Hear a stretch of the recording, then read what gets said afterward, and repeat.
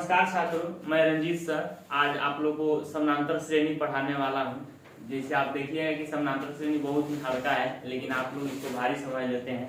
देखिए, समानांतर श्रेणी को शॉर्टकट में हम लोग बोलते हैं एपी। इसका परिभाषा होता है इंपॉर्टेंट नहीं है। इसका ऑब्जेक्टिव पूछ लेता है, इसका मानक रूप क्या होता है या व्यापक रूप क्या होता है। इंग्लिश में इसको बोले तो जनरल फॉर्म या स्टैंडर्ड फॉर्म। तो इसका जनरल फॉर्म होता है a plus d, a plus 2d। ऐसे करते करते जाइएगा तो आपका लास्ट में a plus into n minus 1 into d. अब हम लोग पता करेंगे इसमें ए और डी एन क्या होता है। तो ए को हम लोग बोलते हैं a1 या d1, इसका मतलब हुआ एपी का प्रथम पद। उसी प्रकार से ए प्लस डी को क्या बोलते हैं, तो इसको बोलते हैं हम a2, यानी कहने का मतलब हुआ एपी का दूसरा पद। a प्लस 2d का मतलब क्या हुआ, तो एपी का तीसरा पद। इसको हम सूचित कैसे करेंगे, a3 से। इसी प्रकार से आप आइएगा तो a प्लस 3d को क्या बोलते हैं, तो एपी का चौथा पद। इसी तरह करते करते आप कोई भी पद निकाल सकते हैं। मान लीजिए आपको बोला जाए कि 10वां पद का सूत्र बताइए, तो प्रथम पद, और इसमें आप देख रहे हैं कि जो भी पद निकाला जा रहा है उसमें से वो कौन डी, तो 10वां पद का सूत्र हो जाएगा a प्लस 9d। आगे आप बढ़िएगा तो इसका अंतिम पद, एपी का अंतिम पद, इसको आप इसका सूत्र होता है a plus into n minus 1 into 2। इसको सूचित करते हैं ए एन से या एल से।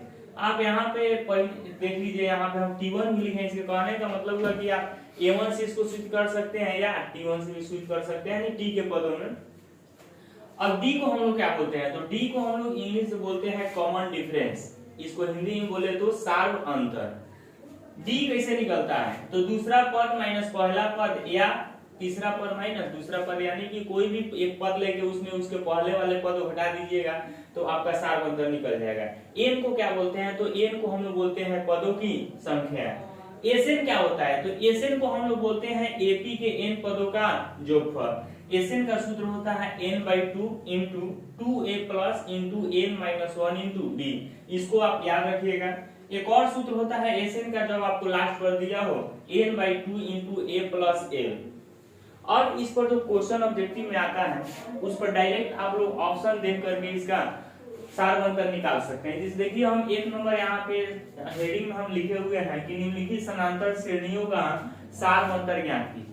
यहाँ पे 3 क्वेश्चन, हमने 4 क्वेश्चन रखे हैं। पहले क्वेश्चन में आप देख के बता सकते हैं। आप इसमें ध्यान रखिए कि कितना कितना इसमें बढ़ रहा है, तो आप देखिएगा तो 2 बढ़ रहा है, ठीक है ना। तो इसका डायरेक्ट आंसर हो जाएगा, यानी कि सार अंतर हो जाएगा कितना, 2।